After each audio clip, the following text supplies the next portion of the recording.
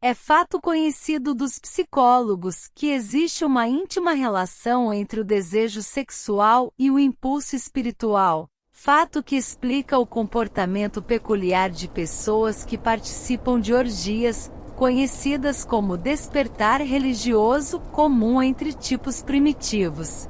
As emoções humanas governam o mundo e estabelecem o destino da civilização.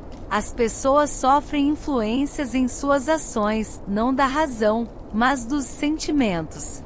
A faculdade criadora da mente se põe em ação puramente por meio de emoções e não pela razão fria. A mais poderosa de todas as emoções humanas é a do sexo. Há outros estímulos mentais, alguns já enumerados, mas nenhum deles, ou todos juntos, podem igualar o poder impulsionador do sexo. Estímulo mental é toda a influência que temporária, ou permanentemente, aumenta a intensidade do pensamento. Os 10 estímulos principais aqui descritos são aqueles a que mais comumente se recorre. Através dessas fontes pode-se comungar com a inteligência infinita ou entrar, à vontade, no depósito do subconsciente, tanto no próprio como no de outra pessoa, o que é o processo que constitui o gênio. Sexo e habilidade de vendas. Um professor que treinou e dirigiu os esforços de mais de 30.000 vendedores fez a assombrosa descoberta de que homens de grande poder sexual são os vendedores mais eficientes. A explicação é que o fator de personalidade conhecido como magnetismo pessoal é nada mais, nada menos que energia sexual. Pessoas de grande poder sexual sempre têm grande estoque de magnetismo. Cultivada e compreendida, essa força vital pode ser aproveitada e empregada com grandes vantagens nas relações entre as pessoas. Essa energia pode ser comunicada a outros pelos seguintes meios. 1. Aperto de mãos. O toque da mão indica instantaneamente a presença ou a falta de magnetismo. 2. Tom de voz. Magnetismo ou energia sexual é o fator que dá cor à voz ou torna-a musical e encantadora. 3. Postura e porte do corpo. Pessoas sexualmente fortes movem-se vivamente com graça e desembaraço. 4. Vibrações do pensamento. Pessoas sexualmente fortes misturam emoção sexual aos pensamentos, ou podem fazê-lo se o quiserem, influenciando com isso quem a cerca. 5. Adornos do corpo. Pessoas sexualmente fortes são, geralmente, ciosas de sua aparência pessoal. Costumam escolher as roupas no estilo que combina com sua personalidade, físico, pele, etc. Ao empregar vendedores, o gerente de vendas capaz procura a qualidade de magnetismo pessoal como primeira exigência num vendedor. Os que não têm energia sexual nunca se entusiasmarão nem inspirarão entusiasmo aos outros, e o entusiasmo é um dos requisitos mais importantes em matéria de vendas, seja qual for o produto a ser vendido. Quem fala em público, o orador, pregador, advogado ou vendedor, não possuindo energia sexual é um fracasso, no que se refere a ter influência sobre os outros. Acrescente a isso o fato de que a maioria das pessoas só pode ser influenciada apelando-se para as emoções, e você compreenderá a importância da energia sexual, como parte da capacidade natural do vendedor. Vendedores-chefes chegam à chefia em vendas porque consciente ou inconscientemente transmutam energia sexual em entusiasmo de vender. Nessa afirmação se pode encontrar uma sugestão bem prática quanto ao verdadeiro significado da transmutação sexual. O vendedor que sabe como desviar a mente do assunto sexo, dirigindo-o ao esforço de vender, com o mesmo entusiasmo e determinação que aplicaria ao propósito original, adquiriu a arte da transmutação sexual, saiba-o ou não. A maioria dos vendedores que transmutam a energia sexual o fazem sem perceber absolutamente o que estão fazendo ou como fazem. A transmutação de energia sexual exige mais força de vontade do que a pessoa média quer usar para esse fim. Os que acharem difícil reunir força de vontade suficiente para a transmutação podem gradualmente adquirir essa capacidade. Embora isso exija força de vontade, a compensação para quem o fizer será mais do que merecedora do esforço. Demasiadas crenças falsas sobre sexo. A grande maioria das pessoas parece ser imperdoavelmente ignorante acerca do que se refere ao assunto do sexo. O impulso sexual foi grosseiramente incompreendido, difamado e ridicularizado por ignorantes e perversos. Homens e mulheres abençoados, sim, abençoados, com forte índole sexual, são geralmente encarados como gente que merece ser observada. Em vez de serem abençoados, geralmente são chamados de amaldiçoados. Milhões de pessoas, mesmo nessa época de esclarecimento, sofrem de complexos de inferioridade, desenvolvidos por causa da falsa crença de que uma natureza sexualmente forte representa maldição. As afirmações sobre a virtude da energia sexual não devem ser encaradas como justificação para os libertinos. A emoção sexual só é virtude quando usada com inteligência e discernimento. Pode ser mal empregada e o é frequentemente a ponto de aviltar em vez de enriquecer tanto o corpo como o espírito. Pareceu significativa para o autor a descoberta de que praticamente todo líder a quem teve o privilégio de analisar, fosse homem cujas realizações eram grandemente inspiradas por uma mulher. Em muitos casos, a mulher em questão era uma esposa modesta que não aparecia, e da qual o público pouco ou nada ouvirá falar. Em alguns casos, a fonte de inspiração foi localizada como sendo a outra mulher. Toda pessoa inteligente sabe que estímulos em excesso, por bebidas alcoólicas e narcóticos, são formas destrutivas de intemperança. Nem todos sabem, contudo, que excessos na expressão sexual possam tornar-se hábito tão destrutivo e prejudicial ao esforço criador, quanto narcóticos e bebidas. A loucura sexual não é essencialmente diferente da loucura por tóxicos. Ambas fazem perder o controle das faculdades de raciocínio e da força de vontade. Muitos casos de hipocondria, doença imaginária, surgem de hábitos desenvolvidos por ignorância da verdadeira função do sexo.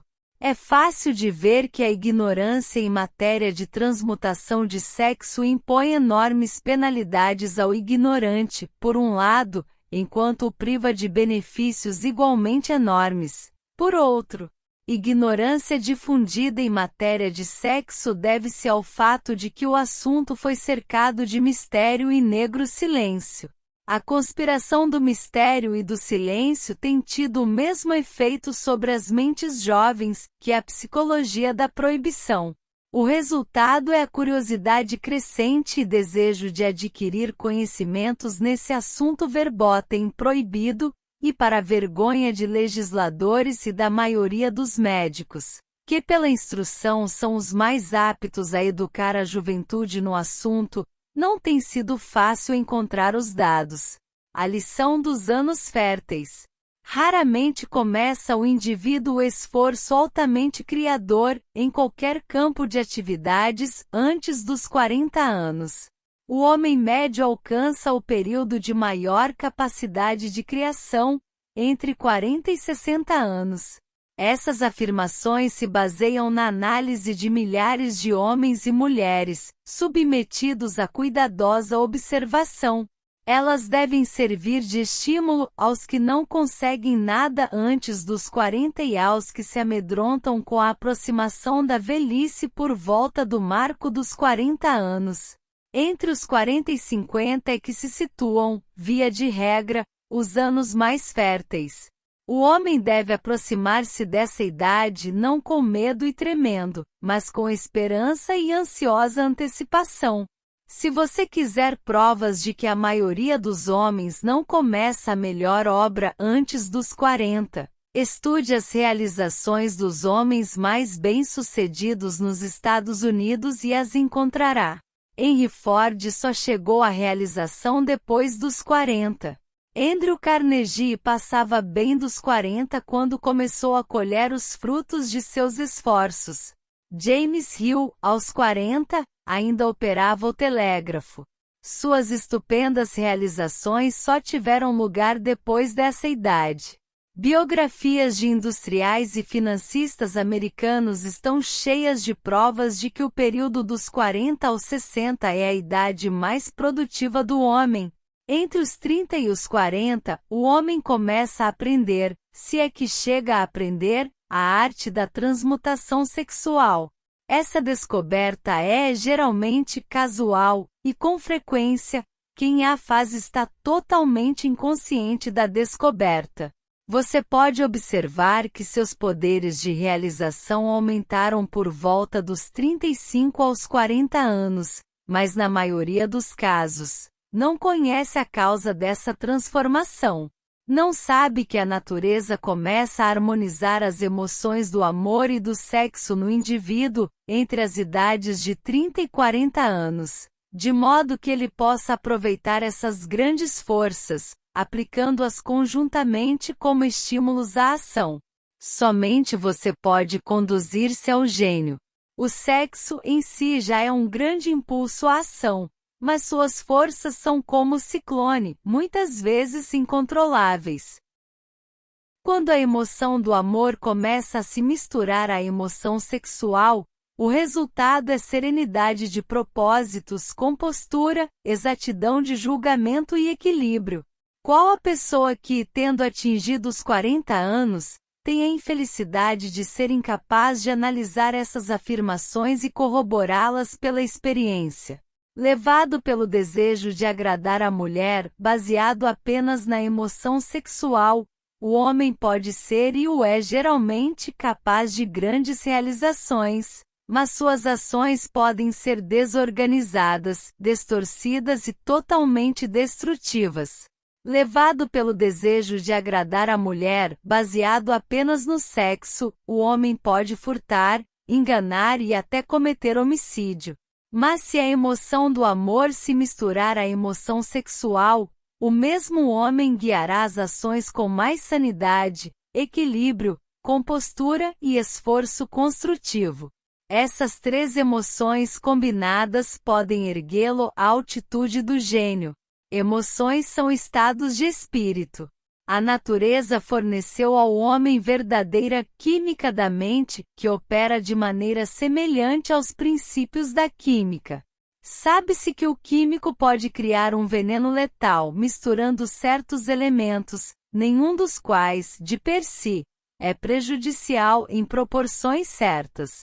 As emoções podem, do mesmo modo, ser combinadas de maneira a criar um veneno letal. As emoções do sexo e do ciúme, quando misturadas, podem tornar a pessoa numa fera insana. A presença de uma ou mais emoções destrutivas na mente humana pode desencadear, pela química da mente, um veneno capaz de destruir o senso de justiça e equidade. O caminho para o gênio consiste no desenvolvimento, controle e uso do sexo, amor e romance. Em resumo, o processo pode ser o seguinte: encoraje a presença dessas emoções, como pensamentos dominantes em seu cérebro e desanime a presença das emoções destruidoras. A mente é criatura do hábito. Vive dos pensamentos dominantes que lhe fornecem. Pela força de vontade pode-se desanimar a presença de uma emoção e encorajar a presença de outra. O controle da mente pelo poder da vontade não é difícil. O controle vem da persistência e do hábito. O segredo do controle está em compreender o processo da transmutação. Quando uma emoção negativa se apresenta na mente, pode ser transmutada numa emoção positiva ou construtiva, pelo simples processo de mudar os pensamentos. Não há outro caminho para o gênio, senão o alto esforço voluntário. Pode-se alcançar os píncaros da realização financeira ou comercial, pela simples força propulsora da energia sexual. A história, porém, está repleta com as provas de que o homem pode, e geralmente o faz, trazer consigo certos traços de caráter, que lhe roubam a capacidade de manter ou de apreciar sua fortuna. Isso merece ser analisado, pensado e meditado, pois expõe uma verdade, cujo conhecimento pode auxiliar tanto mulheres como homens. Ignorá-lo custou a milhares de pessoas o privilégio da felicidade, embora possuíssem riquezas. A poderosa experiência do amor. Recordações de amor não passam jamais. Perduram, orientam e influenciam muito tempo depois que a fonte do estímulo desapareceu. Nada há de novo nisso. Todos os que se sentiram tomados de amor verdadeiro, sabem que deixam traços permanentes no coração humano. O efeito do amor perdura porque o amor é espiritual por natureza. O homem que não pode ser levado a grandes alturas de realizações pelo amor está perdido, está morto, embora possa parecer vivo. Volte a seus anos passados, às vezes, e banhe a mente nas maravilhosas recordações do amor passado. Suavizará a influência de preocupações e aborrecimentos presentes. Isso lhe dará uma fonte de fuga das desagradáveis realidades da vida e talvez, quem sabe, sua mente lhe trará, nesse refúgio temporário no mundo da fantasia, ideias ou planos que podem mudar inteiramente o status financeiro ou espiritual de sua vida. Se você acha que é infeliz por ter amado e perdido o amor, ponha de lado tal pensamento. Quem amou verdadeiramente nunca perde por completo. O amor é caprichoso e temperamental. Vem quando quer e vai sem avisar. Aceite-o e goze-o enquanto dura, mas não perca tempo em se preocupar com sua partida. A preocupação não o trará de volta. Despache também o pensamento de que o amor só vem uma vez. O amor pode ir e vir inúmeras vezes, mas não há duas experiências amorosas que nos afetem de maneira igual. Pode haver e geralmente há uma experiência amorosa que deixa marcas mais profundas no coração que as outras, mas todas as experiências são benéficas, exceto para quem se torna ressentido e cínico quando o amor parte. Não deve haver desapontamento em matéria de amor e nem haveria se as pessoas entendessem a diferença entre as emoções do amor e do sexo.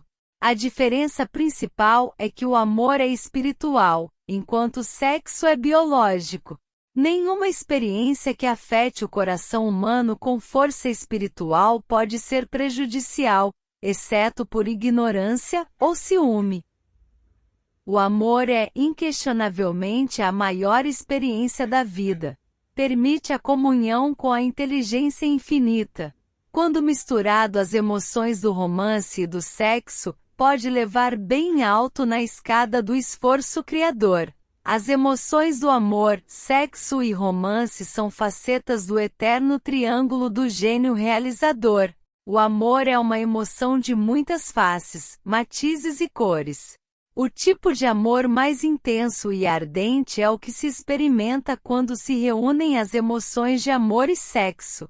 Os casamentos que não são abençoados com a eterna afinidade do amor, bem equilibrado e proporcionado com o sexo, não podem ser felizes, e raramente perduram. Amor apenas não trará felicidade no casamento, nem só o sexo. Quando essas duas maravilhosas emoções se conjugam, o matrimônio trará um estado de espírito, que é o mais espiritual a que se pode chegar neste mundo. Quando a emoção do romance se acrescenta às do amor e do sexo, removem-se os obstáculos entre a mente finita do homem e a inteligência infinita. Nasce então o gênio.